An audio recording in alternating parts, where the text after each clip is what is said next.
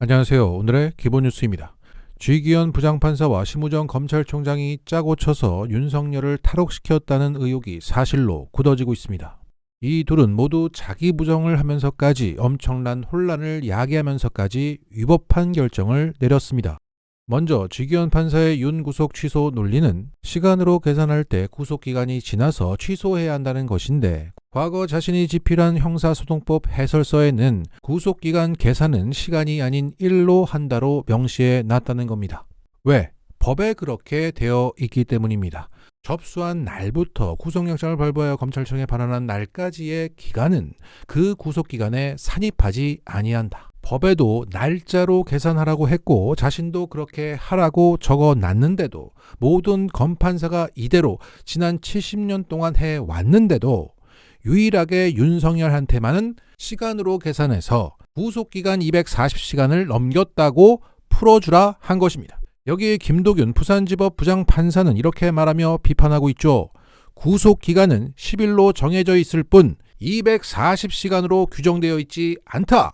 다시 말해 지판사는 240시간에서 9시간 몇십 분을 초과했다고 했는데, 법에는 시간으로 따지면 안 되고 10일 플러스 9시간은 여전히 10일이라는 겁니다. 이게 초과했다고 하려면 10일 플러스 24시간을 넘겨서 11일이 되어야 하지만, 지판사는 법을 어겨가며 70년 동안 유지되어 온 관행도 어겨가며 자기 부정을 하면서까지 특별한 계산법을 윤석열한테만 적용한 것입니다. 그래서 지금 명태균은 물론 수많은 범죄자들이 나도 석방시켜줘를 외치고 실제 구속 적부심을 신청해서 윤석열과 똑같은 논리로 날 풀어달라고 아우성치고 있습니다. 자, 여기에 대해서 어제 한겨레는 쥐기현 판사에게 물었습니다. 이 해설서 발간 이후 구속기간 판단에 변화가 있는 거냐? 그랬더니 이렇게 답했습니다. 그동안 구속기간 계산법을 문제 삼는 사람이 없었는데 이번에 처음으로 윤 대통령 변호인단에서 문제를 제기했다.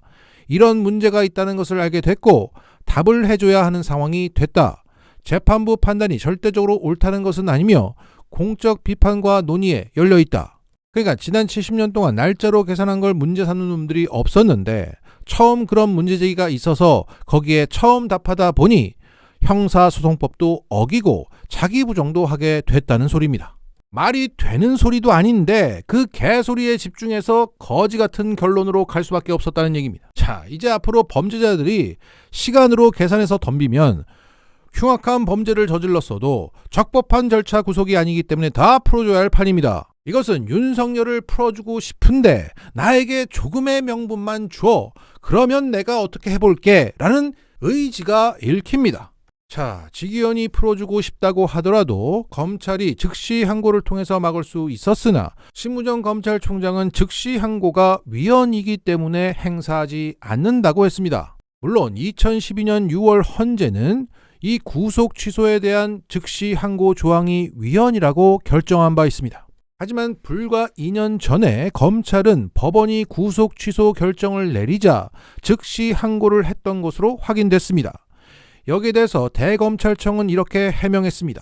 일선에서 즉시 항고를 한 사례가 일부 있지만 건수가 많지 않아 검찰 차원의 업무 방침이나 판단 기준에 이르지는 못한 것이다. 한마디로 극히 일부의 검찰이 위헌적인 짓을 한 것일 뿐 즉시 항고하면 위헌이 맞아요 라고 말한 겁니다. 자, 이 대목에서 검찰의 거짓말이 드러납니다.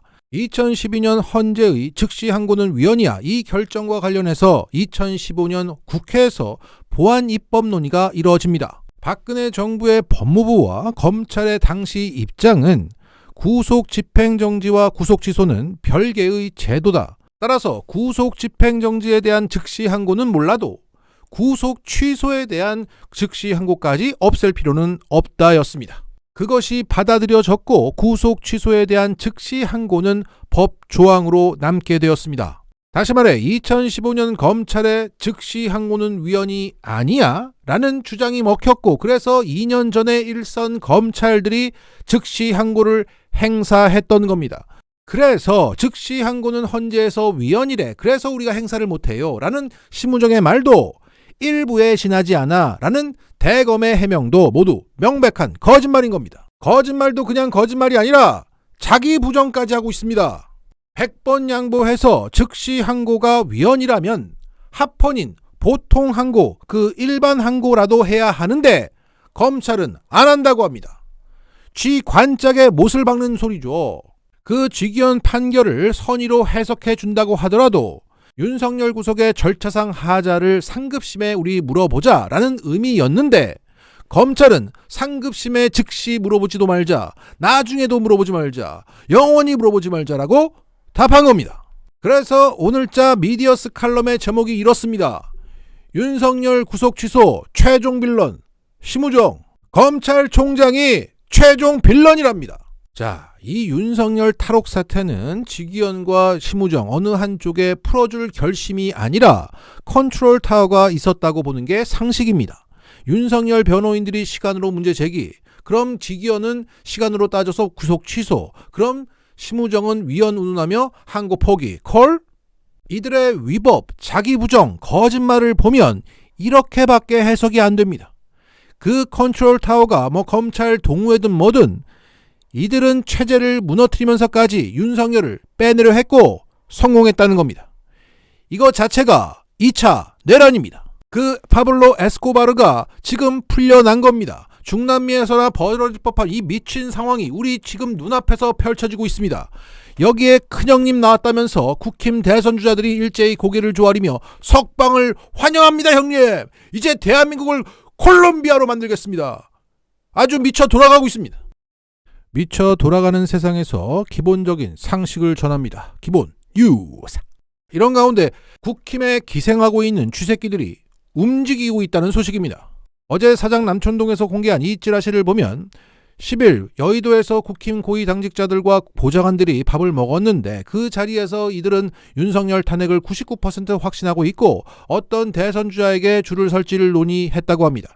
오세훈한테 줄 선다가 30에서 35%, 김문수가 20에서 25%, 홍준표와 한동훈은 더 적었다. 나경원은 김문수를 밀다가 바통을 이어받아서 출마할 계획이다. 그러면서 윤석열 석방에 대해서는 이건 악재다. 우리 당의 목소리는 사라지고 대통령 뉴스뿐이다. 심지어 김건희 이름까지 다시 나오고 있다. 아마 탄핵되고 광장에서 마이크라도 잡는 순간 우리 당은 끝난다. 이런 말들이 오갔다고 합니다. 야, 국힘 당직자 보좌관들 답습니다. 이 와중에서도 지살길을 모색하고 있는 거죠. 자, 그러니까 국힘 의원들은 명태균과 엮이고 계엄에 엮여서 윤석열과 함께 할 수밖에 없는 운명이라지만 우리 당직자 보좌관들은 거기에 딸려갈 필요는 없으니 윤석열 빨리 버려. 가능성 높은 차기에게 붙자. 너는 누구라고 생각해? 너희 영감은 어쩌겠대? 나경원은 이런데. 이런 얘기를 했던 것이고. 자, 오세훈이 가장 유력하네? 그럼 우리 오세훈한테 줄 서자. 그래서 연명해 보자라고 총의를 모았다는 거죠. 한마디로 그 쥐새끼들이 현재 이렇게 움직인 것을 보아도 국힘은 난파선이 맞다는 겁니다. 자, 정리하겠습니다. 민주당은 2차 내란의 주요 임무 종사자인 심우정, 쥐기현을 단죄하는 것은 1차 내란 진압 뒤로 미루고 있는 듯합니다. 이 스탠스를 두고 민주당이 또 나이브하다 어쩐다 하는데 민주당은 대한민국의 관성력을 기다리는 겁니다. 이 판검사들이 위법으로 자기 부정하며 거짓말로 윤석열을 탈옥시켰다.